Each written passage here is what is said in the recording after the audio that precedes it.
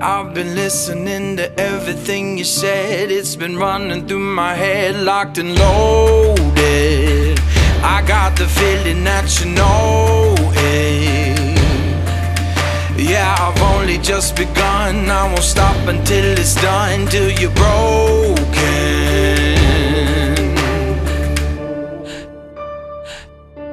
So welcome to the fire. I'm the one with the lighter. Flame it burning through your veins as we're walking through the flames, getting high. Is it any good? Well, let's put it to the test and see how it compares to the RadRover 5 and a lot more. Keep on watching to find out more.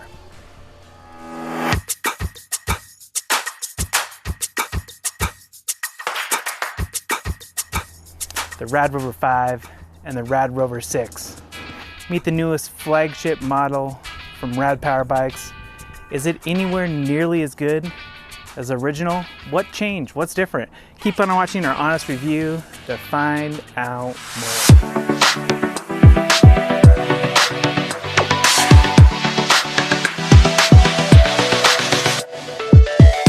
Now, Rad Power Bikes say they have improved a couple of different things on their newest version, technically called the RadRover 6 Plus. They've got a couple of key improvements. One is a brand new frame design. It's actually a little bit heavier, but it doesn't feel as big as the other RadRover 5, which I love and has been my daily driver up until now. They now include hydraulic disc brakes. We'll see if those work and how those work. They have a brand new display system here, which actually has 2 screens. I'll talk about that more here in a second. And they have an upgraded motor, which allows you to climb up hills faster. It's still same 750 watts, same Newton meters of torque, but let's just see how it performs and I'll tell you what's going on. Now it still has the big fat tires that you have known to come and love in e-bikes. Same actual tires as the previous version.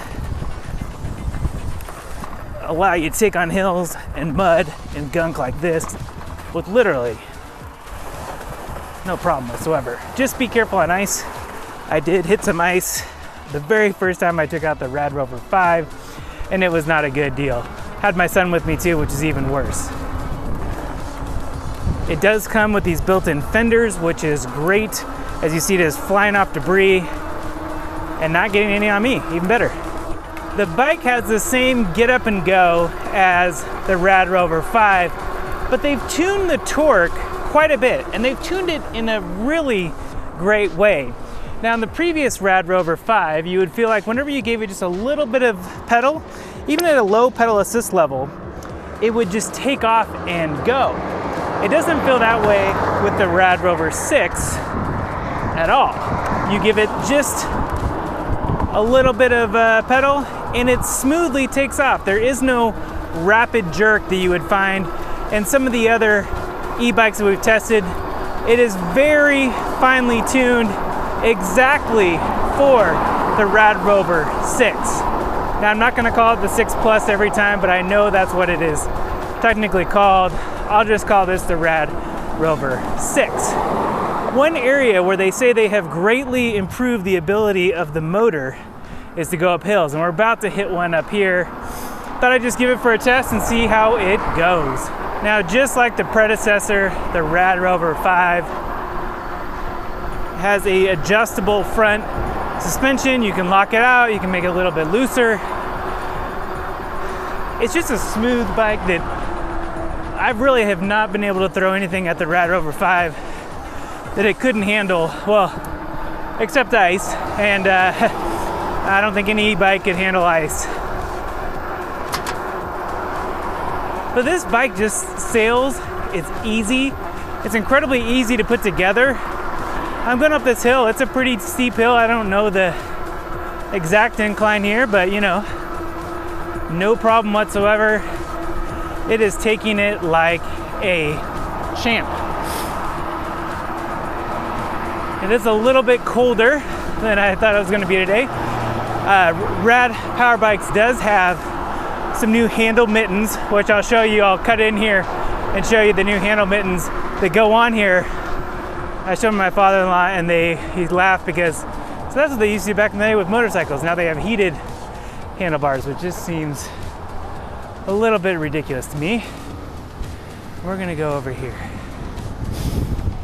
Thanks, man. Roundabouts are no fun for anyone. They're less fun for bikes. Oh, thanks very much. And we're gonna go downhill and we're gonna go back up it so we can test the uphill climbability yet again. And this bike just handles it like a champ. Just like everything else that Rad Power Bikes has put out, I really like this. Now, I do feel like I'm seated a little bit differently in this than I have been in other e-bikes of the past. Maybe I'm a little bit more forward, or I need to adjust the handlebars a little bit more up. But just like everything else with these bikes, you have to ride it a couple times to feel how it works out best for you. I feel like I am lunged over just a little bit more than I would like to be in this situation here. I'm going 20 miles an hour, which is the top speed. You can do a little bit of Google searching and find out exactly how to reach it up a little bit faster. On the RadRover 5, I did remove that limiter, and it does go up to about 25, 26 miles an hour without a problem. The other thing that's great about this e-bike and how tuned they've made this engine is it used to feel it when it would cut off. You get up to 20 miles an hour and it would just cut off.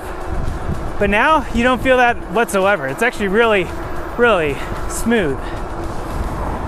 The other thing this bike really does a good job of, especially these fat tires, is just going from like gravel to half pavement to mud to snow. That's really why these tires are so great on e-bikes, is they handle a lot of different things, make it really easy for you to just navigate whatever kind of path you want. I like it a lot. Now, of course, we live in Colorado and there's a ton of bike trails, a ton of different places for you to walk, hike, and this e-bike is tough to transport, I will give it that, but I do have a link to a e-bike hitch that I've put together and found that works really well for these fat tire e-bikes. I'll put a link to it so you can enjoy it and take your bike with you somewhere else. It's pretty cool. All right, let's take this off-road a little bit here. Oh man.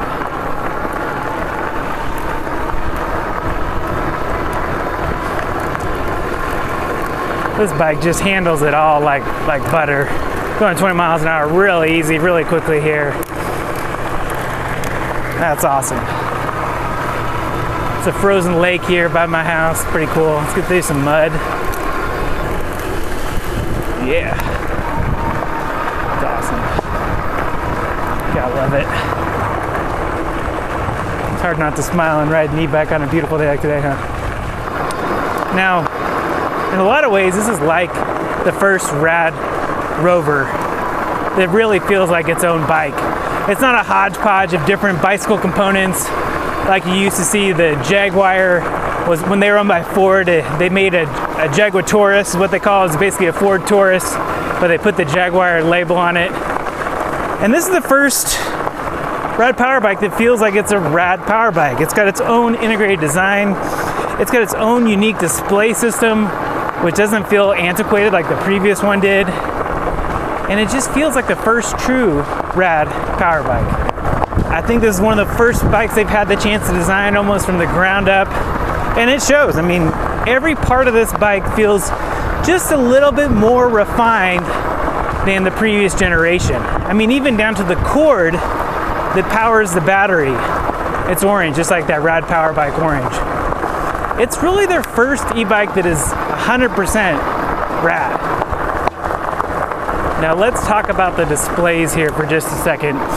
This is the first design of the new Rad Power Bike display. They have a special name for it, I can't remember what it is. They actually got two screens. One is for your pedal assist levels, and the other is for everything else, like your speedometer, speed. And so this is the first bike I've tested, I think. Actually, there's a clock on it. It's 1:20 in the afternoon.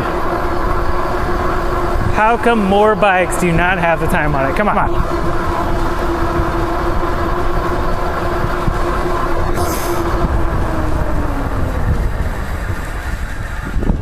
Those hydraulic brakes will work pretty good, actually. Cool.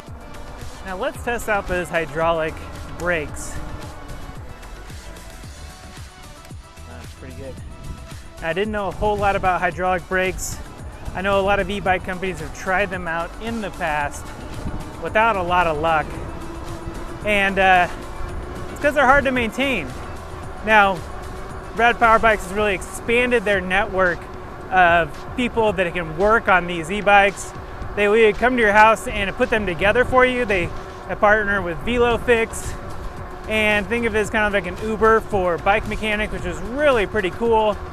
And they've got some really good options to maintain these bikes. It's always people's concerns when they get an e-bike.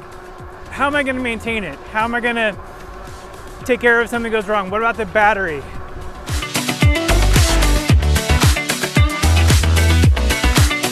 If you're really worried about that, I'd recommend you go to a company like Rad Power Bikes. They've got a bunch of investment from name brand investors, and if something goes wrong, there's a good chance it's going to be able to get fixed. Some of these other brands that we've tested, there's actually nothing wrong with them. They're made from a lot of the same type of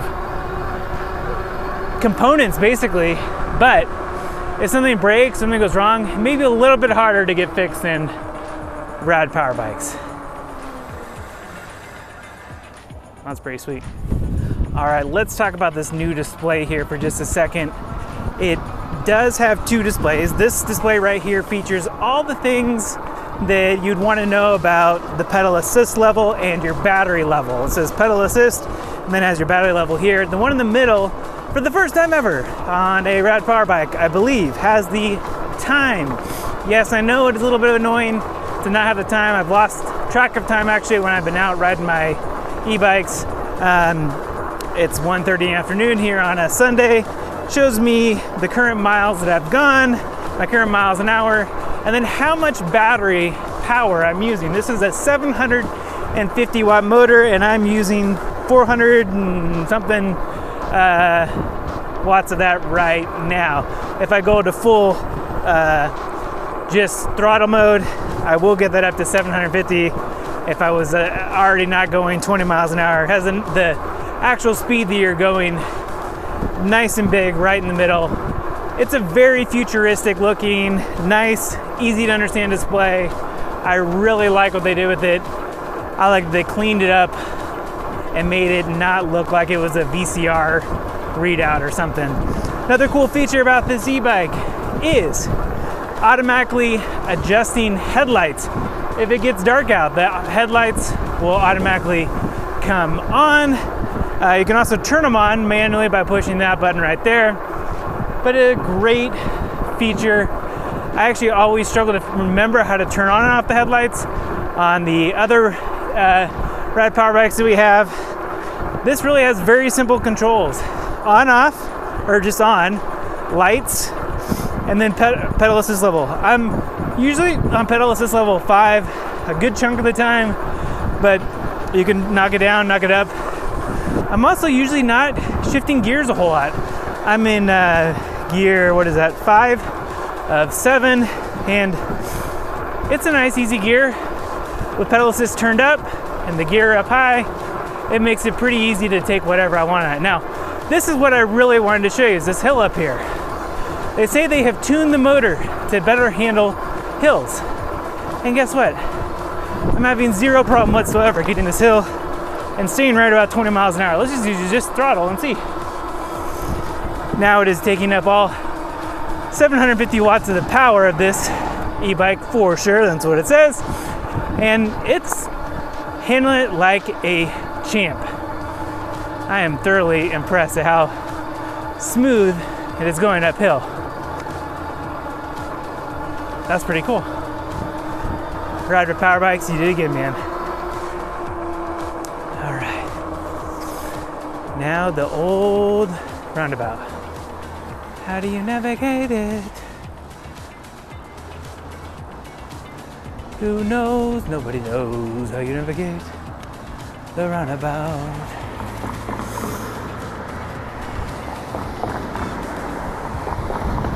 I have a camera here for video evidence, right? Someone doesn't yield. Now, as I've mentioned before, a lot of other e-bikes have a very untuned pedal assist level. And what I mean by that is I'm in pedal assist level 5 and I'm going 9 miles an hour. But if on some e-bikes, if I was going in pedal assist level 5, I would pedal a little bit and I would just take off. But look at this, see? It is nice and smooth. And I'm picking up and going fast here, but it's not that whoa takeoff that you would feel with some other bikes that we've tested in the past, which is pretty cool. It doesn't feel like it goes as fast because you don't have that whoa whiplash, but it works great. Let's test those hydraulic brakes again just as we're going downhill. Now look, from a dead stop almost here, look. It's just a nice, easy go. Even the other Rad Power bikes that we've tested, like the RadRover 5 and the RadWagon 4, do not have that level of finesse when it comes to pedal assist level. That's pretty cool. Okay, I've got a question for you guys. How come if you have a really nice bike trail, like this one, this is a super nice bike trail that I'm on. There's not potholes, there's not other people, it's nice and wide. How come people still freaking ride on the road? Doesn't that seem way more dangerous? I don't know, man. I just would much rather stay in here and not to worry about my life getting hit by a car. People are crazy. Now they say that this frame is more ergonomic, and I will say that it is easier to get in. I'm gonna compare this to the RadRover 5 here when I get home to show you just the difference between the two. But this bike is actually somehow heavier than the RadRover 5. It doesn't feel that way, and I am not quite sure why, but it is actually, will this person go? They probably don't even see me. But it actually is lighter. I mean, the RadRover 5 is lighter, but it feels way bigger. I have no idea how they did that. Rye sorcery, huh? Rad Power Bikes says you can also adjust the grip on the hydraulic brakes for ergonomics, so you're not reaching out as far. I don't have the largest hands, but you can adjust this so you don't have to squeeze in there quite as bit. And I frankly, I'm not an expert with hydraulic brakes. I've done a lot of research trying to understand it. It doesn't have a line like you would in the previous kind of mechanical disc brakes, but actually uses a fluid when you pull. And I heard that Hemingway, which we've reviewed the Hemingway Escape, they first came out with hydraulic disc brakes, and they would start leaking everywhere, which is not good. And they would leak in shipment, which is even worse. What did I pull up here? And so I think it's another reason why no one else has really attempted to do that, because it can be messy. I can't imagine if you got a package and had hydraulic fluid all in place. The other great thing is you don't have to continually pull in the pads as they wear. They will automatically do it. Once again, I'm not sure quite how they do that. Probably magic once again. Not really. I know it's not magic. Don't comment about that.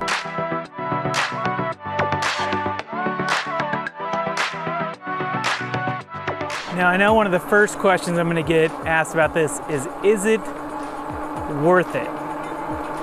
Is it worth the $300 or $400 more at the time of riding this than the RadRover 5? Because you can buy both as of time of this publication of this video.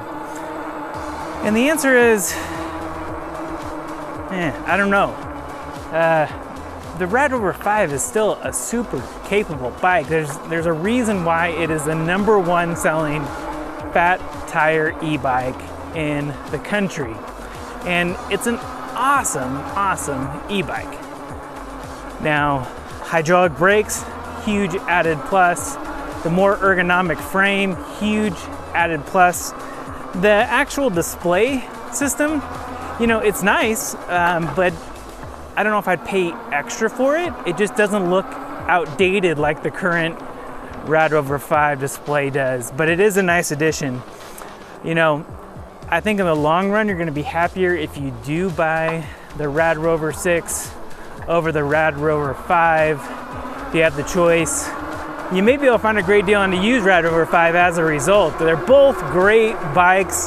This is just not just a slight upgrade, this is a complete reimagination. And as I will say several times here, I think this is really the first true Rad Power Bike that is everything that Rad wants it to be and not tied to the components of other manufacturers and having to share it. So that's what I think.